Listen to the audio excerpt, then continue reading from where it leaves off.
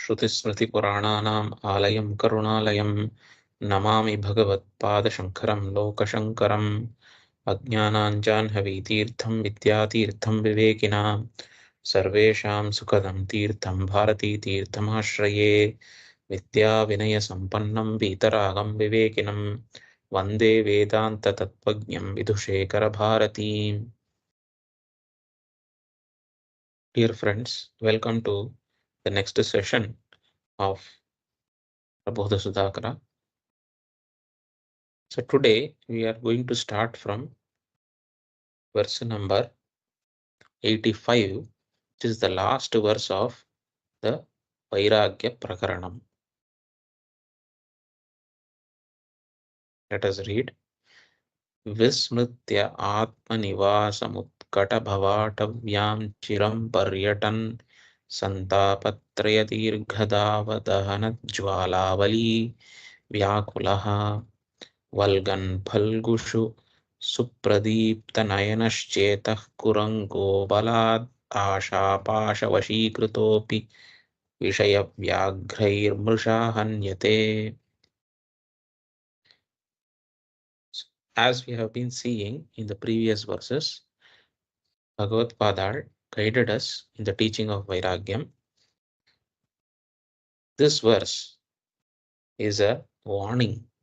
The last verse of this chapter, it is a very important warning which he is giving us. So in this verse, Bhagavad Padar is comparing the mind to a deer. This deer is roaming around in the forest. As you would recollect, as you would know already, often the metaphor of a forest is used for samsara. So the mind which is roaming around in a dark, deep forest, in the dark, deep samsara, is caught by the various desires, is tied by the various desires, and is swallowed whole by various sense objects. Desire for the various enjoyments results in destruction of the mind. In other words, it results in a mind which is completely unavailable and incapable of rising to the level of Vairagya, getting the quality of Vairagya, and therefore proceeding further to gain Atma Jnanam. So the result of all of these things is continual roaming around in samsara with suffering through the various pleasures and pains of a samsaric life, a very worldly life. So this is the fruit of having desires, not cultivating Vairagyam, always going behind sense objects, results in this kind of suffering. That is the message here. Therefore, the teaching is to avoid this. So to make the listener, to make the disciple to avoid the traps of samsara, Bhagavad Padar is giving the teaching of as a warning. What happens to a person, what happens to a human mind which gets caught in the world of desires. Now let us read. Atma Nivasam Vismritya. Forgetting the real truth, forgetting the real home, Atma Nivasam, forgetting one's own real home, Vismritya, forgetting, Utkata Bhavatavyam, in the deep dark forest of Bhava. Bhava is used as the word for samsara, Bhava, samsara, equivalent words. Atavi means forest. So Utkata Bhavatavyam means in the deep dark forest of samsara, forgetting one's own home, something is roaming. What is roaming? Chetaha Kurangaha. So in the second part of the verse you can see Chetaha Kurangaha. Kurangaha means deer. Chetaha here is referring to the mind. The mind, dear, is roaming about in the forest of samsara, which is a dangerous forest, having forgotten its true home, which is the Atma Nivasa, the real home, which is the true nature of the self. Chiram Paryatan. It is roaming around for a long time. How long time? So many janmas, infinite number of previous janmas it has roamed around, it continues to roam around. Santapatraya dirgha dava dahana jwala vali vyakulaha. So it is become, the mind has become disturbed, the mind has become frightened, very much disturbed, vyakulaha, by what has it become disturbed? By some fire, a various a string of fire, you can say, or uh, uh, a forest which is having multiple, in multiple places it is lit by fires. In the presence of such fires, the deer becomes very disturbed. Why does it become disturbed? Why does the mind become disturbed? What is the metaphor here? What is the fire signifying? Santapatraya. So the three tapas, santapa. So it is an extreme suffering, an extreme heat, an extreme troubles caused due to the tapatraya. So santapatraya. So it is samyak tapatraya because of the threefold suffering, adhyatmika, adi bhautika, adi daivika. So the threefold suffering, due to that, the mind suffers. What is this threefold suffering? One suffering caused due to one's own body, various health issues, etc. Then that is adi, adhyatmika. Then adi bhautika, suffering caused due to the various natural elements. So when the weather is in particular way, there is some particular suffering. Nature's fury is unleashed, there is some kind of suffering, etc. Then adi daivika, because of the various uh, misfortunes which can come to oneself. Because of that also there is a suffering. So these three kinds of suffering are very normally encountered in the course of one's life. And because of these three sufferings, the mind attains sorrow. Vyakulaha, it becomes Vyakulaha, the mind attains sorrow. So, in the presence of this suffering, as and when this suffering is become normalized, what does this mind do? What does this mind dare do? Phalgushu Valganna. It jumps about, you know, it jumps about in the forest, searching for some small pieces of fruits here and there, some mere uh, minimal pleasure giving food items which are available in that forest, which is filled with dangers, which is filled with suffering. In the presence of all that suffering, it is still searching for some little bit of pleasure. What is this pleasure due to? Due to the fruits which are available. Phalgushu Valgan, it jumps about. Valgan, Phalgushu, among the fruit giving trees or the fruits which are available. So, what is the corresponding analogy in our life? As and when we are suffering due to the Santapatraya, even in the presence of suffering, the mind is not coming out of the samsara. In fact, the mind says, I want to continue to be here so that I can enjoy the meager pleasures which are available to me in the form of sensory enjoyments. Sensory enjoyments I want to enjoy. Therefore, let me be here. I want to ignore, or I will suffer through.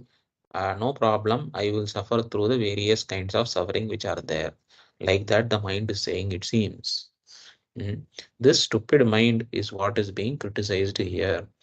Supradipta. So more he is talking about. Supradipta Nayanaha Chetaha Kurangaha. Supradipta Nayanaha means the eyes are shining with a bright light, it seems. Supradipta Nayanaha. So what is this bright light shining for? One may say that it is shining in fear. So when the mind is very fearful, the eyes become, so one may observe somebody, the eyes suddenly, it opens in a big way, and one can see the shining nature of the eyeballs. In that way, highly alert, not the positive, not the uh, good in the, not in the good sense, but in the sense of being extremely afraid and disturbed mind. The eyes are open brightly, and eyes are open in a big way, and it is as though some red hot fire is blazing inside the mind, inside the eyes of the person. In the same way, this deer is also opening the eyes, it seems, in bright fear, being extremely alert of the situation, yet being interested in enjoying the mere small, meager, small fruits which are available. In that way, the mind is operating. Mm. आशापाशवशीकृतोऽपि बलात् आशापाशवशीकृतोऽपि. So, in spite of being forcibly tied up, so this deer is not only suffering, it is not only trying to jump here and there to get the fruits, it is not only having a very scared state of mind, a disturbed state of mind, but it is also tied up. It is tied very strongly, very tightly, it is tied up by what? Asha pasha vashikrita. So because of its interest or desires in the various objects of enjoyment, because of interest in the various worldly enjoyments, because of that it is tied up by the asha pasha, by these desires themselves are becoming like a rope which are tying this deer to some tree, some big tree in the forest. So it is not able to run away, it is not able to escape, it is tied up. In that extreme state of suffering, it is being eaten alive. Vishaya Vyagrair Mrisha Hanyate. It is, it will eventually get eaten alive by the tiger. What is this tiger? This tiger is the Vishaya Vyagra. It is the tiger which comes in the form of the sensory objects. By the enjoyment of the sense objects, this deer, the mind which is in the form of a deer, gets eaten up. In other words, its very nature is destroyed. Its ability to grasp the truth is completely destroyed. It becomes, one may say, demolished, broken down into a state of complete disintegration because it has forgotten itself. It is forgotten itself in the mire of suffering and sensory enjoyments. So therefore, it becomes destroyed by the sensory objects and becomes completely unavailable, not in the appropriate state of mind for Atma Jnanam. Therefore, avoid going into such a scenario. This is the teaching which is offered to us by Bhagavad Padar. So with this warning deep in our mind, we now go to the next chapter. So now, with the discussions in all of the previous chapters, Bhagavad Padar considers that the person is now ready, the person has deeply internalized the previous teachings which were given, so that the person has become a Vairagi. So he has attained Virakti or Vairagyam. He is no longer interested, he or she is no longer interested in the various worldly things that the world has to offer, starting from the pleasures of human life to the pleasures of any life in any other world. Like, one may want to go to heaven. That kind of pleasure is also not there. One may want to go to some other lokam, whether it be Shivaloka or Vaikuntha or Brahmaloka, Satyaloka, Swarga, whatever loka, whatever kinds of enjoyments that one can go, or in all those enjoyments, the mind has completely renounced, given up. not interested in. The mind is completely disinterested in such kinds of pleasures. I do not want anything is the standard state of mind of a Vairagi. Whatever may come, but I do not want anything in particular. I am not interested in anything in particular. With this state of mind, the Vairagi is entering into the next Prakaranam, which is Atma Siddhi Prakaranam. Only such a person is ready for Atma Siddhi, that is for so-called gaining of the Atma. So what is Atma Siddhi? Gaining or attainment of oneself. One may ask the question, what is there in this? I am already myself. Why should I attain another thing called myself? I am so and so person. I have already attained myself. I am myself. I do not, if there is something which is outside me, then there is a question of attainment of that object. Correct? So I want to go from here to Swarga. So I have to attain Swarga. I want to go from here to some other place. So I have to attain that place. I have to make a journey and attain that place. Whatever that may be, if I want to get something which is external to me, then there is a question of attainment.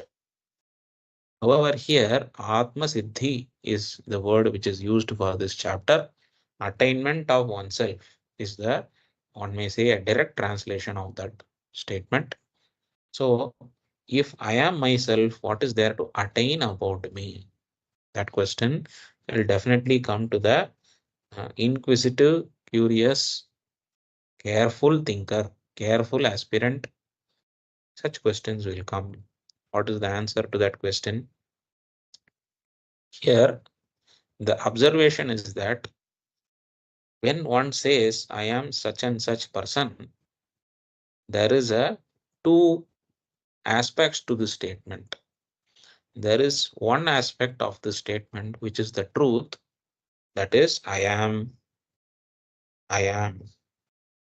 Then there is the other aspect to this statement, such and such person. For example, I am the son of so and so, or I am an employee in such and such organization, or I am the parent of so and so, or I am a intelligent person. Hmm, I am intelligent. So some characteristic is being given to this I am.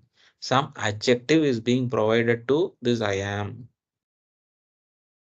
I am is one part, the adjective is another part. I am such and such. Whatever may be the such and such. One may fill it with any relationship, one may fill it with any kind of characteristic of the body. I am a tall person, I am a short person, I am an intelligent person, I am a stupid individual. So all these characteristics which are there, which are added to these I am, is the secondary part of the statement. So this primary part, which is I am, is true. There is nothing wrong with that statement. It is absolutely correct. The secondary part of the I am statement, which is talking about the property or the adjective, the special characteristic, the relationship, etc., connection with the worldly things, something, connection of the I am with the qualities of the body, connection of I am with the qualities of the mind. This connection which is established through I am such and such person, that second part of the thing is false. That is the teaching of Vedanta. Why is it false? Because whatever one may describe, complete, in however way one completes the statement, I am so and so, I am such and such person, that whatever maybe we may be feeling for, so that in that place of so and so or such and such person, whatever we may be adding there, that is signifying some property connected to the body or some property connected to the mind. The Atman is revealed by the Shastra, by Bhagavad Padal here, in the sense that it is a completely aloof, disconnected absolute consciousness entity which is separate from the body and the mind, which is distinct from the body and the mind. So it is completely disassociated from the mind. It is not connected to what goes on in the body and the mind. It is asangaha. The very nature of the Atman is asangaha. Sangaha means connection. Asangaha means that which doesn't have any connection. This entity which doesn't have any connection, the asangaha, that is your true nature, which is the Atman, which is the self. So therefore, when you say, I am so and so, I am myself, within that myself, there are these characteristics which are there. One big biodata is given. This biodata, all the entries of that biodata correspond to either qualities of the mind or body. Therefore, the entire biodata is not the biodata of the self, but it is the biodata of the body and mind. Hence, even though the person may say, I am myself, there is nothing to attain, it is not exactly correct. It is an imprecise way of saying, because what I am, I do not know. What I am not, with that I am associated. What is my real nature? Asanga Atma, that is not known by the person. What is the false nature? What is the nature of the body and mind? That is taken as the real nature of the Atman. So therefore, there is a wrong understanding about the Atman. What is important to what is required to be gained is the right understanding about the Atman. So it is in this way, in this sense, attaining of the right understanding of the Atman.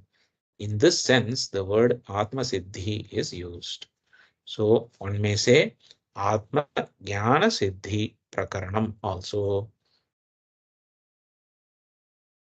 By knowing oneself truly, one quote unquote attains oneself. This is the teaching. With this background, let us move on to the verses. उत्पन्नेऽपि विरागे विना प्रबोधं सुखं न स्यात् स भवेत् गुरूपदेशात् तस्मात् गुरुम् आश्रयेत् प्रथमम्. So the first verse is indicative of the necessity of approaching the Guru for the sake of Atma Jnanam. The verse is very simple. Let us read. Utpannepi virage vina prabodham sukham na syat. So what is the goal of human life? It is to be happy, get rid of sorrow. What is the means of getting rid of sorrow? It was told before.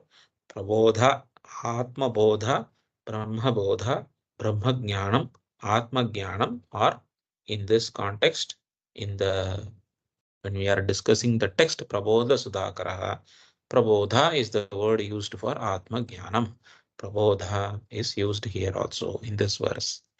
So Vina Prabodham Sukanya Syat. So the goal of human life, which is the Atma Ananda or Sukha, that will not be reached without the Atma Jnanam, without the understanding the getting the knowledge of the true nature of the self. This happiness will always remain elusive.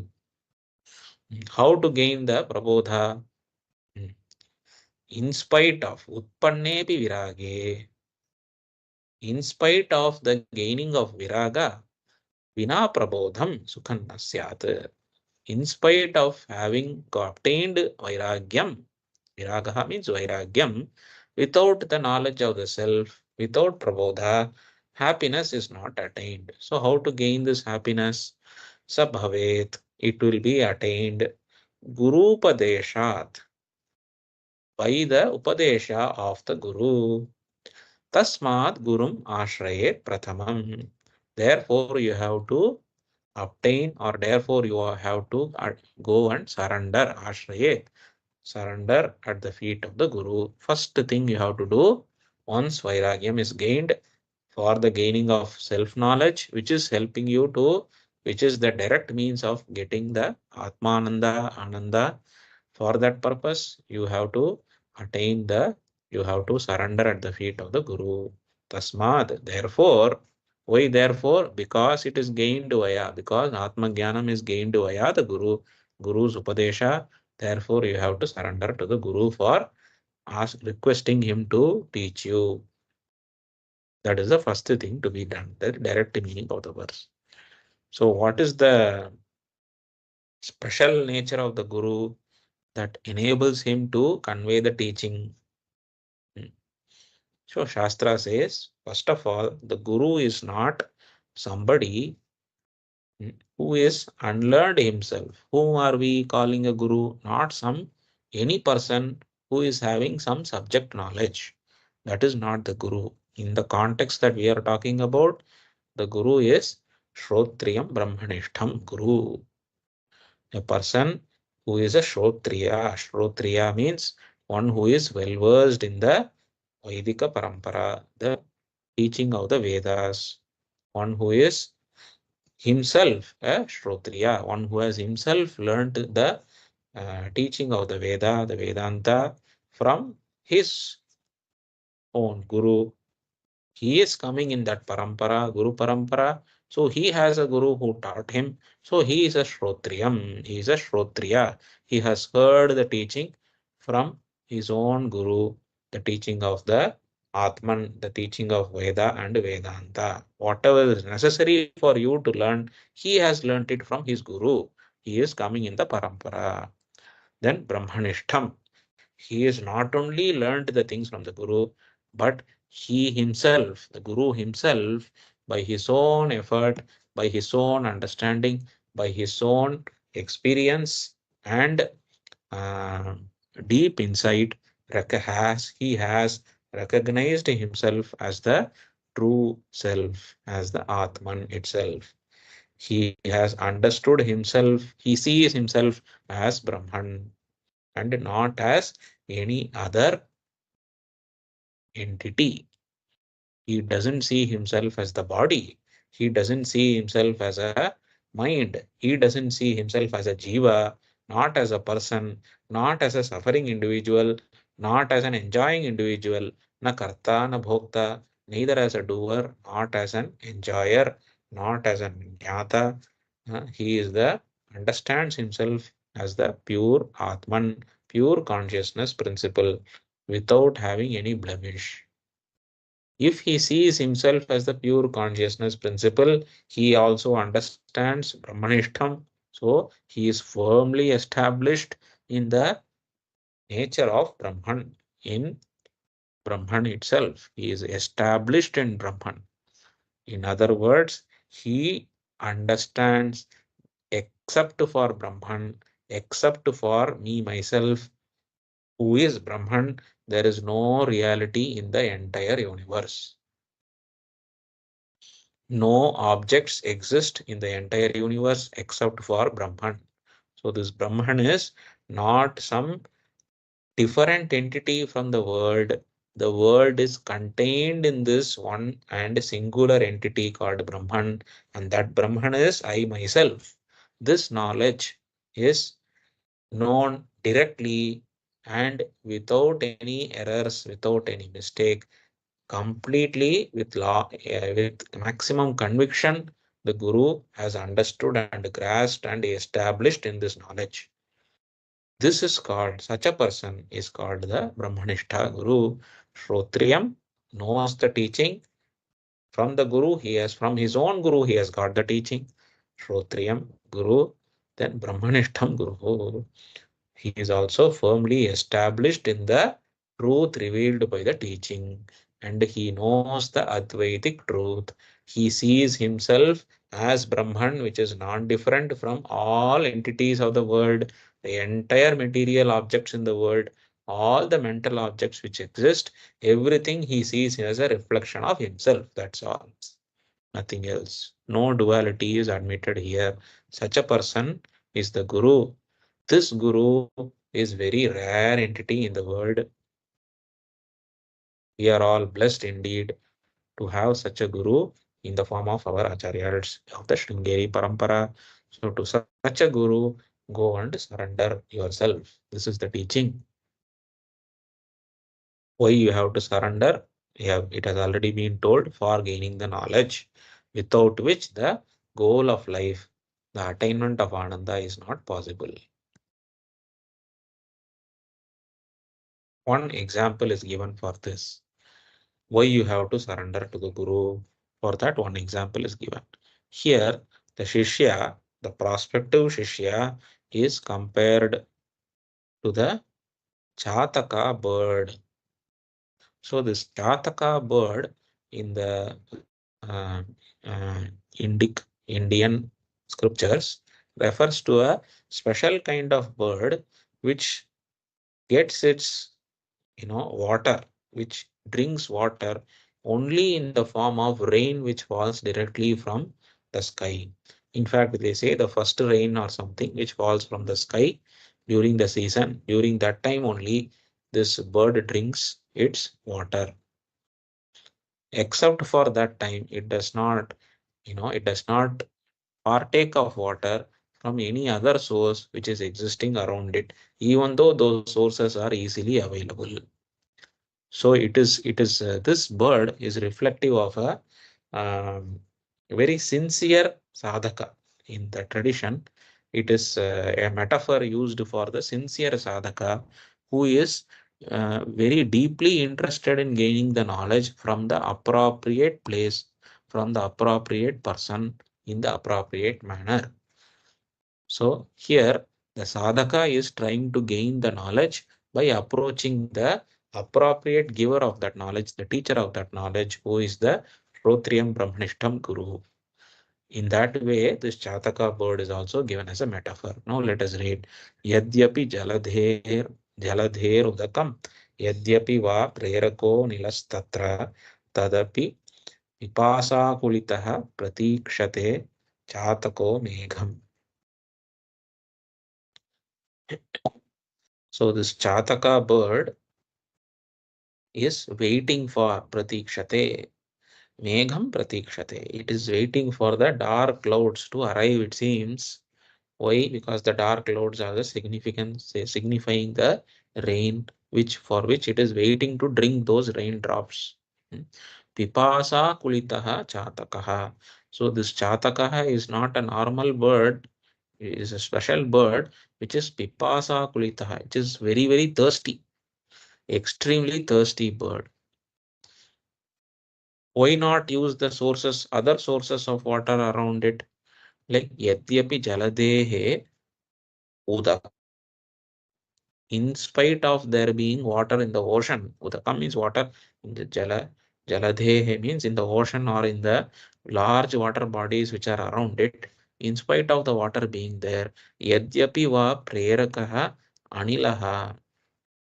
In spite of the availability of the or the significance of the wind which is flowing and signifying that rain is going to come, or the water is available nearby. So when water is available nearby, the wind which is flowing becomes cool and all. So that is signifying that some water content is available nearby. So why doesn't this bird go in search of that water content? Because it is very essentially mandatorily waiting for that megham, that the dark rain-filled clouds to start raining. Only that water it is waiting for. In the same way, the teaching is given that the sadhaka, who is the sadhaka after Atma Jnanam, has to wait for the appropriate teaching from the Guru, has to approach the Guru and request for the teaching. No matter the sadhaka may be aware of how to read the Shastram from previous experiences. So as a adhyapaka, so as a student in a Veda Patashala, he might have learnt the Upanishads. So therefore, can he go directly to the Upanishads and start self-study program, start the self-study program? Or what about studying through some online course?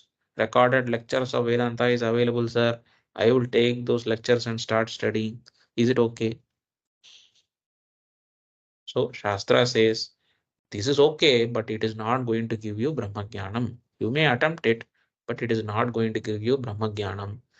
Just as this Chataka bird is waiting for the rain falling from the sky for it to quench its thirst, in the same way, only the Gurus, who is the live Guru, who has accepted you as a disciple, who is knowledgeable, who is the Shrotriyam Brahmanishtam Guru. From that Guru, if you directly listen to the teaching of Vedanta, the teaching about the real nature of the Atman, then only you will get the Atma Jnanam. Only then you will get the Ananda or Sukha that you are hoping for. Because of that reason, you have to approach the Guru. This is the teaching given here.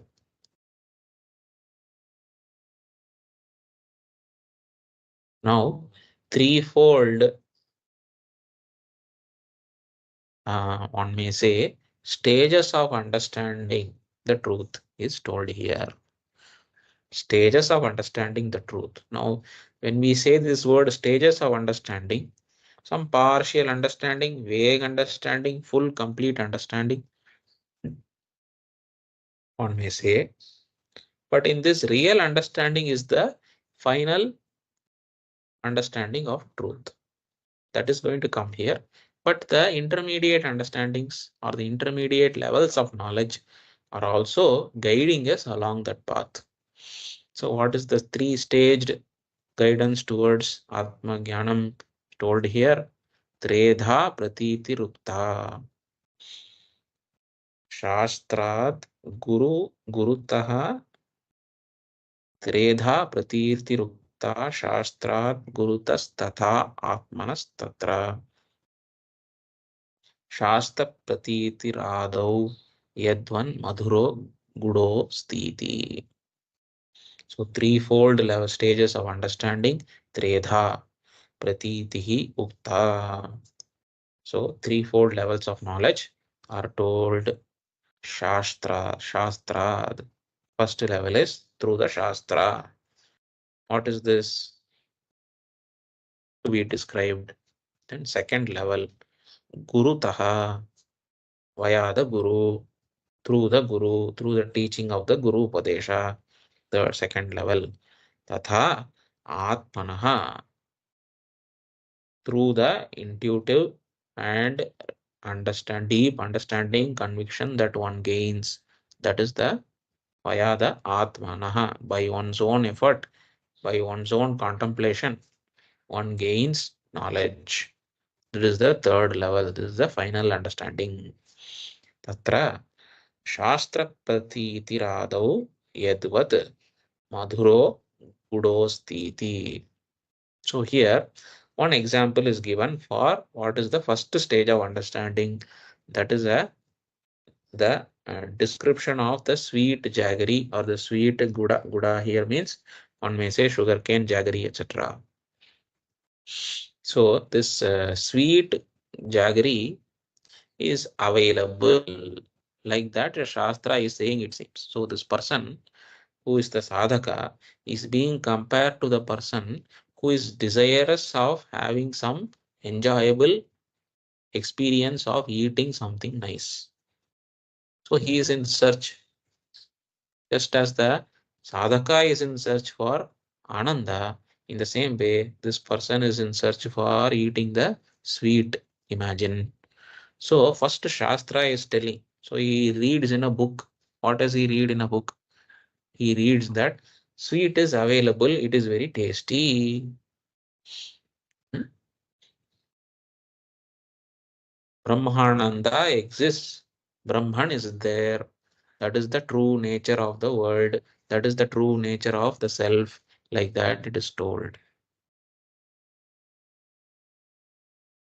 He reads. So when does he read? During his Vedadhyana.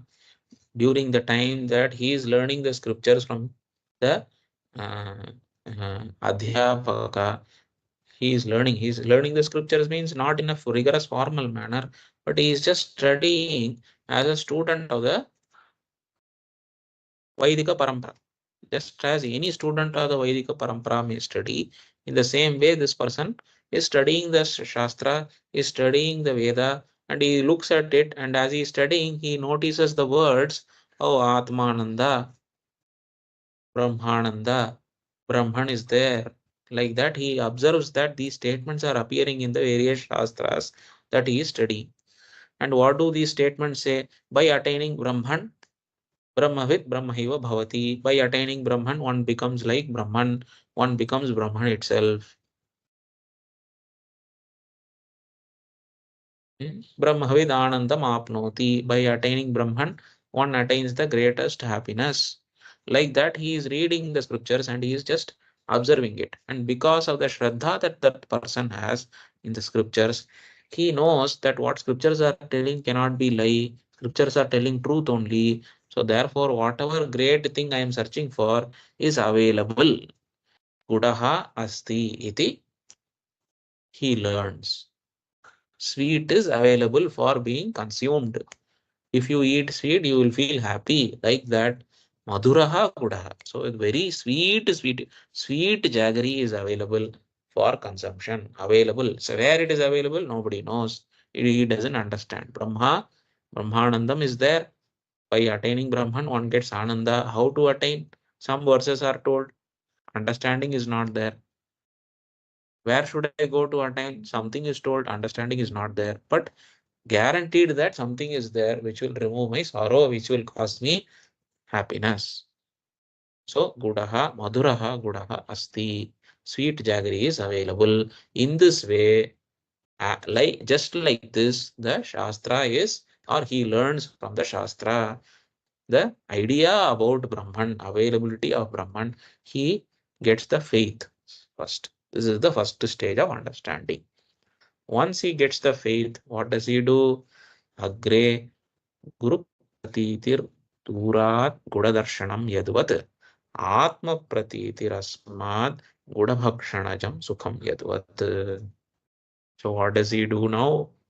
He studying the scriptures, he understands Brahma is there, Brahmanandam is there, Atmananda is there, and he also studies Tad Vijnanartham Sa Gurumeva Bhigachet Samit Panihi Shrotriyam Brahmanishtam.